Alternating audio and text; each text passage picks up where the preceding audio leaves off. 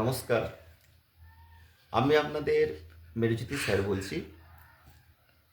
সামনে মাধ্যমিক পরীক্ষা, তো অনেক ছাত্রছাত্রী মনে করে যে ইতিহাস তাদের কাছে একটা খুব কঠিন ব্যাপার। ইতিহাসে নাম্বার তোলা খুব একটা কঠিন নয় যদি খুব খুঁটিয়ে পড়া যায়। আমাদের মাধ্যমিকের ইতিহাসে মোট 7টা চ্যাপ্টার আছে। তার মধ্যে প্রথম যে চ্যাপ্টার ইতিহাসের ধারণা, আমরা প্রত্যেকেই জানি যে ইতিহাসের ধারণা এই চ্যাপ্টার থেকে 8 কোশ্চেন কিন্তু পড়ে না। তাই প্রত্যেক ছাত্রছাত্রী এই 8 কোশ্চেনটা যদি 2, 3, 4, 5, 6 এই চ্যাপ্টারগুলোর উপর একটু বেশি গুরুত্ব দেয়, সব থেকে ভালো হয়। তো প্রথম চ্যাপ্টার জন্য যদি কারো ভয় থাকে ইতিহাসের ধারণা থেকে কী ধরনের প্রশ্ন আমরা করব বা মাধ্যমিকে কী ধরনের প্রশ্ন আসতে পারে, এই নিয়ে যদি কারো মনের মধ্যে একটা কনফিউজ তৈরি হয়, তাহলে আমাদেরকে যেতে হবে প্রথমে শর্ট কোশ্চেনের দিকে। ইতিহাসের ধারণার প্রত্যেকটা চ্যাপ্টার যদি খুব সুন্দর করে আমরা লাইন বাই লাইন পড়ে যাই, সেখান থেকে অনেক শর্ট কোশ্চেন আমরা কিন্তু পেতে পারি।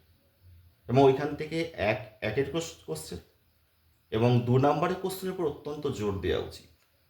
যদি মাধ্যমিকের সালগুলো লক্ষ্য করা যায়, তা দেখা যাবে যে হয়তো 2-1টা সালে কোশ্চেন এসেছে। যেমন যদি আমরা ইতিহাসের ধারণার চ্যাপ্টার থেকে কোনো 4-এর কোশ্চেন করতে যাই, সেখান থেকে নারী ইতিহাস চর্চা খুব গুরুত্বপূর্ণ। তার সাথে সাথে 2026-এর জন্য সবথেকে গুরুত্বপূর্ণ কোশ্চেন যদি বলা যায়, খেলার ইতিহাস খুব গুরুত্বপূর্ণ কোশ্চেন একটা। নারী ইতিহাস চর্চা, খেলার ইতিহাস, পরিবেশের ইতিহাস চর্চা, ফটোগ্রাফির ইতিহাস চর্চা, এই ধরনের কোশ্চেনগুলো যদি আমরা মাধ্যমিকের জন্য করি, খুব ভালো হয়। তাছাড়া রবীন্দ্রনাথ ঠাকুরের যে সমস্ত জীবন স্মৃতি বলে যে আত্মজীবনী আছে, বিপিনচন্দ্র পালের 70 বৎসর খুবই গুরুত্বপূর্ণ। এই কোশ্চেনগুলোকে আমরা 2026-এর জন্য রেডি করতে পারি। আর 2 নম্বরে যে সমস্ত কোশ্চেন আছে, সেগুলোর প্রত্যেকটা টপিকস খুব ভালো করে আলোচনা করা দরকার। যেমন নিম্নবর্গের ইতিহাস চর্চা গুরুত্ব আমরা ভালো করে করতে পারি। সামাজিক ইতিহাস চর্চা কি, খেলার ইতিহাস চর্চা গুরুত্বপূর্ণ কেন, ইন্টারনেটের সুবিধা অসুবিধা, তাছাড়া পরিবেশের ইতিহাস চর্চার গুরুত্ব, সরকারি নথিপত্র বলতে কি বোঝায়, আঞ্চলিক ইতিহাস চর্চা গুরুত্বপূর্ণ কেন,